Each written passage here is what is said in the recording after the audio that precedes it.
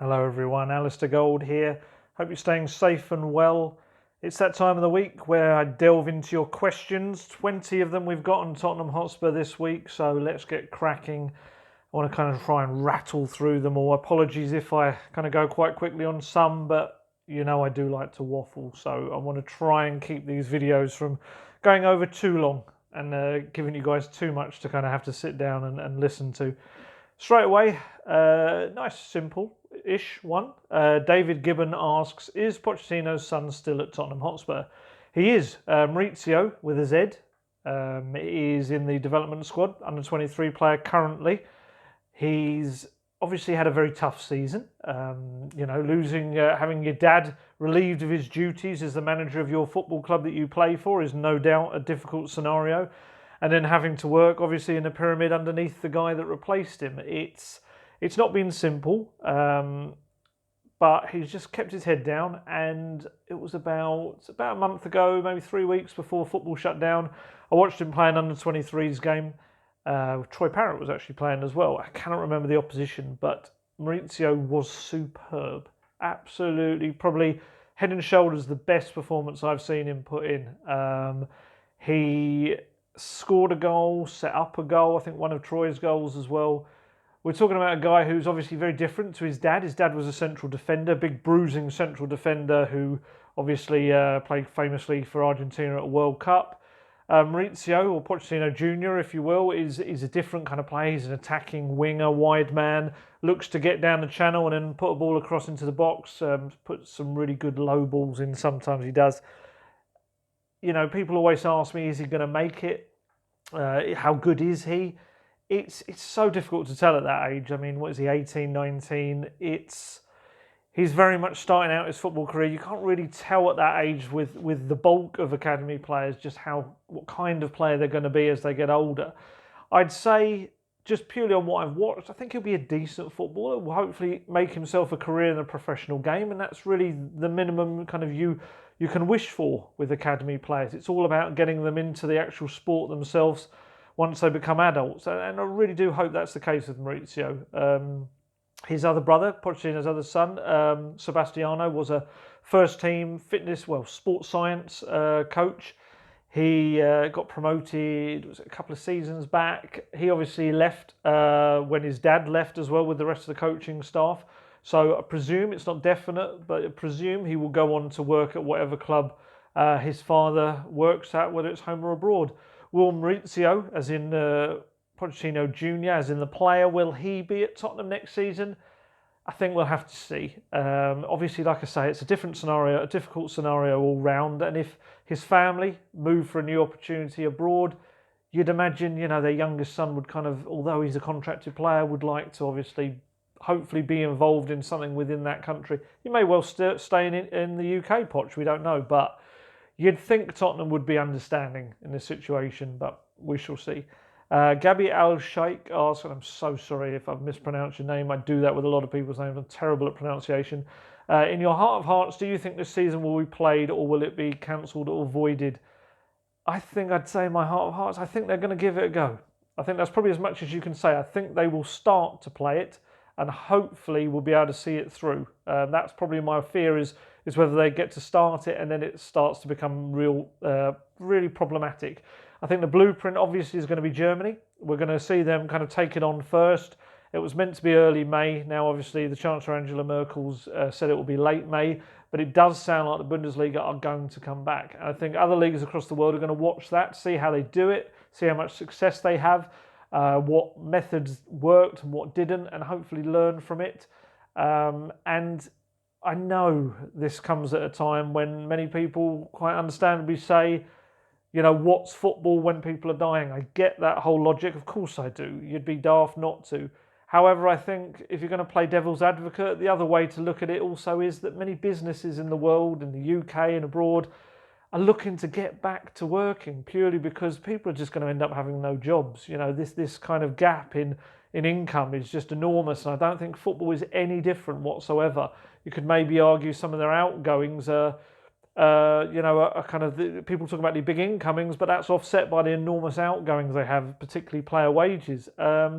So I'm not entirely sure it's a case of it is a case of businesses trying to get back to producing an income, and I think you'll see that if the Bundesliga get going, the whole world will be watching Bundesliga matches, and I think that kind of shows you that, or it will show you that people just kind of want that slice of normality back, their regular routine, just to watch football again. It's I totally understand the logic and the idea that there's a slightly uncomfortable feeling about it when what's happening is happening and the dangers, but if they can find a way to remove that danger, then I think it's not the worst thing for people to have back in their lives. But like I say, it's all about keeping the players safe and anyone involved in it as well. So let's see what Germany do, and then kind of we'll go from there. Sven524 asks, Spurs and other clubs are now opening their training grounds with players working with coaches. What's the difference between that and what Mourinho did with Tanguy Ndombele? Obviously the incident where he met up with him. And should people be apologising to Mourinho now? I think there is a difference. I do have to say. I think with what's happening with players going into training grounds now, it's something that is official, that's been sorted out and allowed with kind of government talks. And the players who are coming into training grounds are very much driving in, fully ready to kind of do whatever they're going to do. They're in their kit already, and they're going and they're having an entire pitch to themselves. We're not talking about, Mourinho's going to be up to them, like arm around their shoulders, talking them through stuff. Very well, there may be a coach kind of far away, telling them, kind of giving them instructions, just keeping an eye on them. But this is very much going to be players using a private space for their own individual kind of running and fitness sessions. What Mourinho did, although with very good intentions, was just very much against the guidelines at the time. He went to someone else's household, took them out kind of into a public space, and then unfortunately, throughout, it wasn't his own fault at all. Other people then got involved and it became more of a cluster of people, which it wasn't meant to be. So yeah, there are differences. I can understand the similarities, but I think there's enough differences that just say that the timing of that, it wasn't quite right what happened. Richard Lee's asked, can Mourinho's style be effective at Spurs? Will the players adapt? And can you see us setting up like Inter Milan did at the Camp Nou? And would the fans accept that if it brought silverware? Can Mourinho's style be effective at Spurs? I think it can. I think his style has been effective at every club he's been at in terms of bringing silverware. We've seen that. Will the players adapt? I think they'll have to, otherwise they'll be out the door. But I would say that Pochettino players they had to be quite adaptable. Spurs played, there was always this thing about Spurs only had a plan A. That wasn't really the case. They would play with so many different tactics and formations during games, switch from possession play to counter-attacking football. Quite a lot of kind of some of the big games you remember, maybe I'd say Spurs the big night in Amsterdam. That was very much about counter-attacking, was hitting home teams on the break. And I don't think that's too enormously different from the Mourinho idea. So no, I don't think that's a bigger deal. And when we talk about Inter at the Camp Nou, obviously that famous, was it semi-final? You had Samuel Eto'o's famous striker, obviously. I think he was playing like a right back at some times. Of course, I think Spurs would do that if need be, if they were a man down. Would the fans like it? Probably not, but I think they'd accept it if it brought silverware, because at the end of the day, we know Bill Nicholson quite famously said, and it was right, that football should, winning isn't just about winning, it's about winning with style and things like that. And then I'm actually butchering the original quote. I think I'm kind of putting a couple of players and Bill Nick's quotes all in one there, but you get my gist. What I'm trying to say is I think, unfortunately, with Spurs, although the ideals are there, it's been so long since silverware was won. I do believe, and I feel, that I think fans would just accept silverware in any way now. That's always been the case. The people that wanted Pochettino out were very clear. It's about silverware. That's what it's all about, and he didn't bring it. So I don't think you can then moan if the football that brings that silverware isn't the greatest. So probably yes to all of those questions then, really. Manny Man asked, do you think contracts in future could include pay cuts for other viruses to stop arguments happening like they have now with players and clubs? I'd probably say not. I think you'll see a lot of things in clubs taking into account more kind of, I think they call it force majeure, more unexpected factors as well. And I think viruses maybe especially with the chances of second waves of this virus in particular. I think you'll see changes in certain aspects of the way clubs do business. I'm not entirely sure about player contracts because I think that's such a locked-in process, with agents. The PFA obviously kind of have a brief over things like that as well. I can't see that being changed. I'd be very surprised if it was. Adrenaline Rock 2 asks, do you think European leagues should use this opportunity to switch to a spring-autumn schedule? I get the logic again. That's an expression I think I've used far too much during this already. But I just think summer football with the changes in heat, just little things like that, I just can't see it myself. I think the way European leagues work and the months they run to are so set in place kind of for reasons because they work. I think if you're going to get players out there in the absolute kind of heat that you can get in the summer in many of these countries, UK included, I just think it starts to become perhaps a little dangerous in some countries. And I think you'd have to end up seeing much more night games. I just don't think it would quite work. I could see the understanding behind it, but I just personally wouldn't see it myself. Sebastian Rodriguez asks, what do you think about selling Juan Foyth? This was quite a long question. I remember Sebastian kind of went into more about why he shouldn't be sold. If anyone's listened to these before, I've kind of been quite clear with my feelings on Juan Foyth. I think he makes the mistakes a young player who takes risks does, and I think that puts him in the firing line, maybe more so than players who play it safe. I think if Spurs were to sell him, I think it's one they'd maybe regret down the line. I think he's a player who could really develop.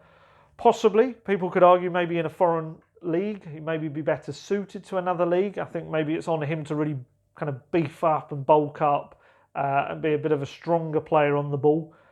I still maintain and always will that I think he'd make a really good defensive central midfielder for Spurs, and I think that would solve a bit of a gap in the squad. But I think if you're looking at players to raise some funds during the summer, it's going to be very tight in terms of finances.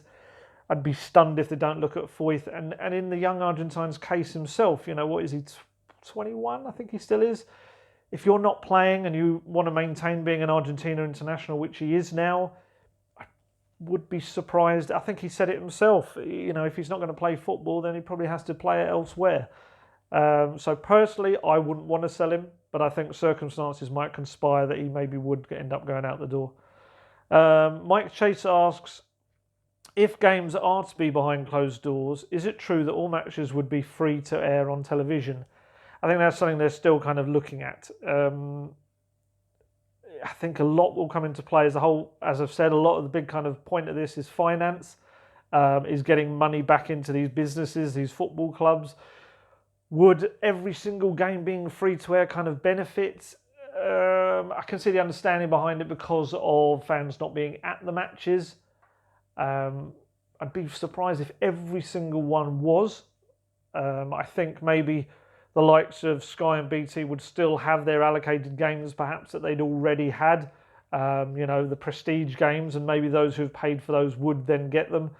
And perhaps others would get that. I'd be surprised if all games are free to air. Otherwise you are then taking away the product from the likes of Sky and BT and thus then that TV revenue, if you see what I mean. Lappers82 asks, have we got enough wonder kids in the academy apart from Oliver Skipp and Troy Parrott that could be the next big thing? Just look at Rio Griffiths. Rio Griffiths is an interesting one. I wouldn't say he's, absolutely exploded onto the European stage. I think for him very much in France it's going to be a similar process of biding his time. I think he's a talented, young attacker, and I think hopefully he'll be a good player. But I think his intention of moving very much was a quicker path to playing. Will he get that? I don't entirely know, to be honest. So I'm not sure if he's the best example.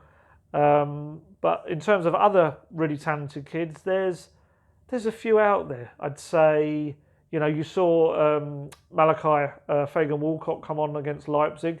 Very talented young central defender. Dennis Serkin we saw on the bench in the FA Cup against Middlesbrough. He's a very good left back. He's really kind of stepped up. He hasn't really played, I'm trying to think if he's played any under 23 football. I think he's mostly been at under 18, under 19 level, and Very talented player, but there's a kind of, he's got to take the process. I think in terms of midfielders, you've got Harvey White, Jamie Bowden, two very good central midfielders that actually work as a really good pair. In more attacking areas, you've got Janeel Bennett. I really like Janeel Bennett. Possibly anyone that's listened to these before has heard me talk about him before. I think he's a really exciting, direct player that can score some absolutely cracking goals. Scored the first ever goal at the Tottenham Hotspur Stadium, and it was a beauty, a really curling, lovely effort. So keep an eye out for him. I really hope that his kind of path isn't blocked too much, and if not, then get him out on loan. He's still quite young, though. I think he's 17, maybe turned 18 now. Keon Atete, the striker, a big lad, brought in from Notts County last summer for about 200 grand. He's a work in progress, very raw, big kind of bulky striker. It's probably something that Tottenham don't really have. You know, I think he's about 6'3", possibly. You know, since Llorente went, they obviously haven't had a player like that. So, you know, it's very difficult. The term wonder kids, it's something that, you know, I've been guilty of using as well in the past. And I think it probably chucks, of course it does, it chucks too much pressure on these players. They're talented young players, and I think they'll have a chance. And I think it's about getting those opportunities, which leads us into the next one.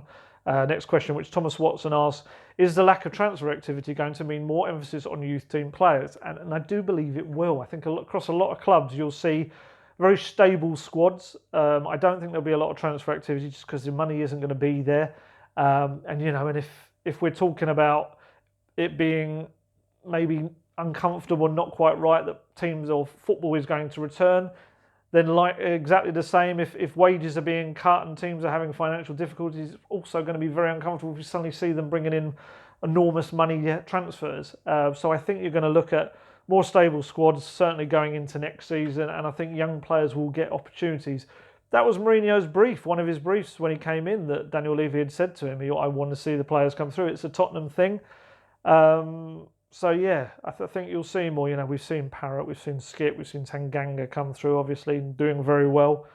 So yeah, I think we'll see more of those players will get opportunities. It'd be interesting to see without a pre-season, kind of how they evaluate them and stuff like that. Craig asks, do you see Danny Rose staying at Newcastle, or does it depend on who the manager is? I think Danny Rose will go wherever he's wanted right now. I think that's a big thing for him at Tottenham. I think he knows, rightly or wrongly, that Spurs don't really want him anymore, and I think Mourinho doesn't see him as an essential player in his squad anymore. And I think at Newcastle, certainly in the early kind of whatever he got, a couple of months, I think it showed that they want him there. Steve Bruce is a big fan of his.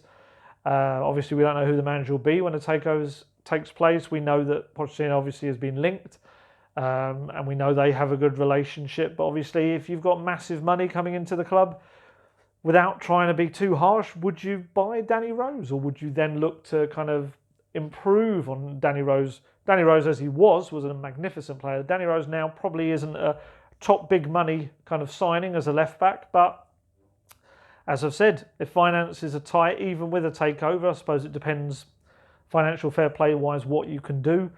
I think probably the long and short of it is I can't see him being at Tottenham next season. Long check. Juan, sorry if I've pronounced that wrong. What is our injury list like? Well, as you probably heard Mourinho say the other day, all the injuries are gone. It's now just a case of fitness. You know, you've got Steven Bergwijn and Son Heung-min will have to come back from their respective countries, the Netherlands and South Korea. Obviously, Son doing his service with the Marines for 3 weeks. I think that ends at the end of this week, actually. They'll then have to go through 14 days of self-isolation when they return to the UK. Bergwijn obviously went back to the Netherlands because he was becoming a dad for the first time. For them, it's just about fitness. You'd imagine on a marine training course that Son will have got plenty of fitness anyway. And then the likes of Kane, I think that was it, wasn't it? Sissoko was already back in training before the shutdown. Now it's just a case, of getting their fitness up and getting them back to kind of where they were. So I'd imagine by the time football starts, they'll be absolutely fine. Liam Burke asks, do you see a world where Pochettino comes back to win the title? If so, what needs to change? Well, we kind of touched on that last week, obviously, because he came out with that interview with BT Sport where he said he wanted to come back one day, 5-10 years' time, and win a title with Spurs. as I said then, I can see it. I can see it happening. I think there's such an emotion and a connection between Pochettino and Tottenham Hotspur. I think it will happen. What needs to change? I think maybe Pochettino more than anything. I think the club will naturally change over the seasons by that time, 5, 10 years. I think because of the size of the stadium and the revenue that eventually will be coming in, I think Spurs will become a bigger club naturally. And then I think it's up to Pochettino during those years to go away and kind of, people forget, relatively he's still quite a young manager. He's got to learn, he's got to go away and probably win trophies elsewhere, and come back and be a more experienced guy that kind of just, as I said last week, I don't want to go into it too much, but I do feel he brought a winning mentality to Tottenham, just not a title winning mentality. And I think maybe that's what he has to go away and get for himself. And kind of learn how to take that next step. But yeah, I believe he will. Dean Cox asks, with finances tight, can you see us signing Willian and Mourinho and leaving Max Aarons until next year, as well as a new goalkeeper next year, and the money from sales goes towards a backup striker? I think, as I said, I think swaps, free transfers and targeting players, older players in the last year of their contracts is going to be the way to go. I think Willian is, I'd be stunned if Tottenham aren't pushing hard to get him in. Obviously he's a free transfer, but Premier League clubs can't talk to him yet. I don't believe so anyway. I think it's only foreign teams can speak to him at the moment. But with his relationship with Mourinho, I'd be very surprised if certainly there's not a big push to get him. And you'd think Mourinho would be enough to bring him in. You could argue it's in quite a crowded position in the team, but then does that free you up to sell another player? Thomas Meunier, it's a slightly different one. I think Spurs obviously could do with another right back. I don't think Kyle Walker-Peters, unless he really develops in, if there is a resumption to the Premier League, I'd imagine he'd go back out on loan next season, whether that's back to Southampton. So another right back being needed. Free transfer for a guy that's 28. Meunier, PSG, he actually ironically kind of pushed out Serge Aurier, didn't he, there? Or pushed him out of the first team anyway. I think it's a deal that makes sense. I wouldn't probably be as confident on that one as I probably would with Willian, although there'll be competition for both. You see, this is the other thing that we have to take into account. With so many clubs having so little money, all of these players on free transfers, especially really good ones, suddenly become like gold dust. And you might see that clubs decide, well, we have got the money to maybe throw more at them in terms of wages. And that's when Tottenham start to run into problems because of their wage structure. I still think they'll look very closely at Max Aarons. A lot, as I say, will depend on if they can get funds from selling other players. We're talking about 30 million, but obviously if Norwich were to get relegated, if that can still happen, then you're looking at a team maybe that would accept slightly less money. So I wouldn't rule Aarons out completely. As I said before, I think goalkeeper in terms of first choice one, I still don't think is a desperate need this summer. I think you'll see probably looking for a third keeper. Obviously Michel Vorm could move on. So yeah, I'd be surprised if there's a new goalkeeper this summer. And the other one was a backup striker. I think that's a must. We say backup striker, perhaps a striker that can push him or play alongside Harry Kane.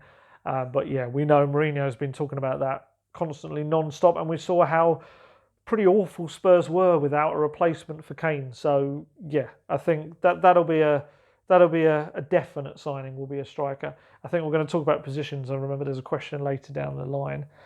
Ardvan Hamisi asks, clearly money will be limited, yet we're still linked with big and medium money targets. Are we selling lots of players for a rebuild, or are media just putting out these stories for clicks? I think transfer stories will always happen. There's a big old kind of, how do I put it, like a melting pot of why they happen. You've got agents obviously pushing players. You've got, and I'm not saying that they're pushing them because there's no interest. Sometimes, a lot of the time, there has been an inquiry. It can be from a scout, it can be from an intermediary, and that's why you can technically say there's been interest. Sometimes it is just to garner interest from other clubs. Sometimes people's entourage kind of leak stories or push connections to other clubs that aren't quite there. I think there's a lot of that. I think news outlets, of course, I think we're all looking for football news right now. And I think anything, will be kind of seized upon. Like I've said, I try and look at every angle of that, which is why you probably won't see me as much going nutty about a transfer target. And if I do, it's probably because it is, likely or hopefully the club are really trying to push for it to happen. Doesn't always happen, which sometimes makes you look like a muppet, but sometimes transfers don't happen. Actually, quite a lot of transfers don't happen. So yeah, I can't stress enough how I don't think there's going to be money there for big name signings or big money signings for a lot of clubs. We've seen Daniel Levy's come out and said it. We've seen Ed Woodward at Man United's come out and said it. We've seen, I'm sure there's other clubs I've seen have said similar things as well. Certainly even the European elite, we're talking about Barcelona doing swap deals for players. Just the money isn't there. So yeah, I'll be honest, whenever I see a story Spurs linked with a player who's 50, 60 million, I just kind of think, yeah, it's apologies for making that noise, but it's just not really a logical thing unless there are swap deals involved, and even swap deals are so difficult to pull off. There's a reason swap deals don't really happen very much at all, and that's because there's so many elements to it happening. Yeah, so hopefully I answered the question somewhere among that waffle. Joshua Thunberg asks, you speak about watching the academy games and covering lower leagues you used to before. What's the most rewarding thing you've covered? I'd say there's a few. Like I say, I have been very fortunate to kind of watch a lot of the young players as they're coming through. I do get a real kick out of seeing them when they make it into the first team. I like the fact, I must admit, that, when there's other journalists that are covering the games and they haven't really got much of a clue about them and they'll come and ask information about that. It's lovely to have been involved almost, from the ground floor, as it were, seeing these players develop and become the players they are. And you obviously, know more about their strengths and weaknesses, and you can hopefully sometimes lower expectations slightly among the fans who think they're the next, Ronaldo or whatever. Sometimes you just have to explain that just normal kids that have their strengths and weaknesses and are still learning the game. So I really love that aspect of it. It's something for me that I love about the job. It's not just first team dominated, that I get to go to under 23 games, under 19 games, under 18 games when they don't clash. So I love that element. In terms of the most rewarding things as well, obviously that night in Amsterdam, that semi-final second leg, the Champions League final, even despite the result, was just an amazing culmination of everything that had kind of happened at Tottenham in the recent years. And on a personal level, yeah, of course, I used to love my days of covering the likes of Ware, Waltham Abbey, Cheshunt, Chelmsford, Hertford Town, Bishop Stortford, all of these teams. There's so many teams. I'm going to miss people out, and anyone might get annoyed. But I did in my role that I used to have. I covered so many teams across Hertfordshire and Essex. So I suppose for me, years later, to be covering a Champions League final in Madrid was very cool, quite frankly, and it felt like an accumulation of everything, a bit like Pochettino and his players had learned. I suppose I'd learned as a journalist, and it was really cool to be able to put that into practice in such an enormous arena and match, albeit with a rubbish result.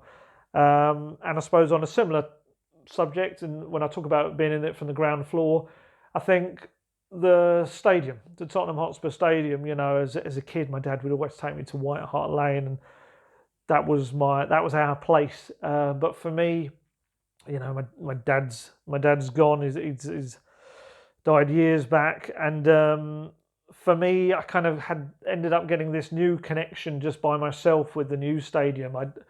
Anyone that remembers, I used to go and do the videos, used to talk about it, used to write so many stories as it was being constructed, and you kind of, I got that connection. So when that eventually opened last April officially, and obviously in March with the test events, that was really cool. That was just a bit like the players and seeing them come to be, but with a whole brand new, enormous £1.2 billion stadium complex, seeing that come to be. While some fans maybe never will make the connection with the stadium, for me, I kind of do. Like I say, I always will associate White Hart Lane with my dad and the great memories there. And this new one is just kind of a new era for me. And that was lovely to be able to kind of see it through its process. F1NN123, which I think is a Star Wars reference, which is quite cool, asks, who do you see as signing? My goodness, that's an enormous question. As I've said, I think we're looking at cheaper players. I don't think it's going to be sexy signings, and I think you're going to get lots of people upset. I see people on social media who understandably are just so frustrated at the years of not signing players, those 3 transfer windows with nothing, missed opportunities when Spurs really could have pushed on from finishing second and third when they really should have been second. And I think there's a lot of bottled up, pented frustration in that. But I do think there's also got to be a reality check that whatever you think of the ownership of the club and the amount spent, there's not going to be, like last year, 200 million spent on this football club in terms of the players. It's just not going to happen. I think any funds will be generated by player sales, which, as I've said before, are also equally difficult. So I think you are looking at the likes of Willian. I think you are looking at players like a defensive midfielder. I think they're going to have to look at someone like a Matic or a Højbjerg, someone that's in the last year of their deal. I think with the strikers, you're looking at someone like a Giroud, who again has got the last year of his deal because Chelsea took the option to extend that. I think that's going to be the bulk of it. I think you might possibly see a £30 million signing if, like I said, with someone like Max Aarons, if they can get that money from selling people like Rose, Foyth, potentially an attacking midfielder if they were to bring Willian in on free, because obviously that means someone else isn't going to get the game time. And sometimes you may have a shot player go. Sometimes just to drum up the funds, Mourinho may see that one player he can do without because it brings in another player that he feels is more essential. So in terms of specifics, who do you see as signing? I think it's too difficult to say. I think they will target players like Willian, Giroud, one of Matic or Højbjerg. I think they'll look very closely at Max Aarons, as I've said for months. Eze at QPR is a young player they really, really like. Again, it just all comes down to price, and I think that's going to be the kind of the crux of it all. So I can say player A, B, C, D, or E, and if there's other teams that can come in because they've got a little bit more money from a sale or because they've got deeper pockets, that player's not going to happen. So I think we're far too early, and to be honest, we don't even know when the transfer window is going to be right now. It's such a mess. So I'm sorry, despite your really cool nickname, I haven't really been able to answer that one specifically. Mick Kick asks, what are the main positions Spurs are looking at? Well, I've kind of touched on it there. They'll be looking for a right back if they decide that Cole Walker-Peters goes back out on loan again. They'll think about a third choice goalkeeper, but much depends on whether they believe Brandon Austin, who is now an England under-21 international, has been playing first team football for Viborg out in Denmark, or Alfie Whiteman's ready. Defensive midfielder they just do not have, with Dyer especially going back to central defence now. Wanyama's gone. Then you're talking about converting players like Skip and Winks, who are maybe more box-to-box players, into defensive midfielders. I still think that's a role they'll look at. And I think they're well stocked in attacking midfielders, but I do think obviously if you get a player like Willian with experience of winning titles, with the full knowledge of how Mourinho operates, I think you do look to bring in a player like that. It's a bit like Bergwijn. I think Bergwijn was just such a great deal. Even though Spurs had lots of attacking midfielders, I think you just brought him in. I think it had to be done. Such potential. And obviously was more predominantly on the left, which meant that Son could play on the right, which he favours more. And I think the same with Willian. I think it's just a deal that if you can get him, I think you have to take it. And then, of course, a striker. So you are pretty much looking at the spine of your team. Sorry, central defender. A lot of that depends on Vertonghen and Foyth. I think if Vertonghen and Foyth don't move on, then I think he'll have to kind of work with what he's got. There's some talk, and this is kind of something I've kind of touched upon before, that Vertonghen, it might be cheaper in the long run to keep him, give him another couple of years contract, than trying to bring in another player who's then going to adapt for whatever money you have to spend. And as we've kind of touched on Foyth, so I won't go there. But if you lose one of those two players, I think then you have to look at a centre-back, which is quite a few players. It's quite a few players to do on a budget. And as I've said before, I think with Spurs, they are lacking experienced players. I think if there was ever a window, I know we talk about a rebuild, and as we always do with Tottenham, I think if there was ever a window when having to buy experienced players that won't cost as much as the young players Spurs normally sign for big money, this is probably the one. You look at it, you've lost Llorente, Trippier, Wanyama, Ericsson, Rose if he goes, Vertonghen possibly. You've ripped out a lot of experienced players from that team. I think it only leaves you over 30s, I'd probably say Alderweireld, Sissoko, Lloris. I think that's it, because obviously Vorm could go as well. So 3 players over 30, and then you've got kind of next batches like the Kanes and Sons and all that. I think you are missing those kind of leaders, those experienced leaders. And I think there's one window where if you acknowledge that you're not going to spend a lot, so you're going to look for those leader experienced types, it actually might work in Spurs' kind of advantage this time. They've got some very talented young players. All 6 players they bought last season were all 23 and under. You've got to still assimilate all of those into that team as well. Riley Martin asked, any chance of Luis Campos joining the club in the summer? I've kind of touched on this one before, so I won't go on too much. But personally, I think they'll try. I think a lot of clubs want Luis Campos because he's got such a brilliant track record as a director of football. I think Tottenham could desperately do with someone in that role. I think it's something that the club has needed. I feel that it's just a level in their infrastructure that isn't there. And this guy is a guy who knows how to bring in very talented young players for not a lot of money. And I think with Tottenham, that is their remit. Like I say, it might not be this summer, but if they could find cheaper players with a sell-on value this summer, that is also the Tottenham way, which sounds quite depressing, but you know what I mean, about unearthing those gems. So I think they'll certainly try, but there's been a lot of talk from his club, Lille, that he's not going to go anywhere. But we know he's got a great relationship with Mourinho as well from those Real Madrid years. So I'd say keep an eye on that one. Faisal Khalifa asks, why not just get Moussa Dembele back? It's a lovely thought. It is a really lovely thought. But I think Moussa Dembele probably would admit to himself, sadly his best days are behind him. He wanted to leave the Premier League in the first place just because his body really couldn't handle the physicality of the league anymore and the pace of it, and he was picking up injury after injury. As someone that used to watch him walk through the mix zone after games, he looked like a guy that was essentially needed a stick. He was so just kind of shuffling along, and I think going out to China, we're still seeing glimpses, of course we have, of what he can do. He was a great player. I always had my qualms about his lack of